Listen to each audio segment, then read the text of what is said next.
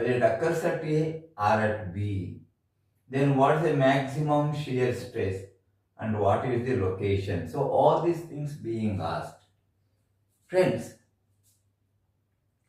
if you just take out this figure, this circular ring, when this is being pulled by this pull P 25 kilonewton, it's very obvious that the inside member, that is inside fiber at B, undergoes tensile force, and at the outer fiber A, it undergoes compression. It's very obvious from the diagram itself.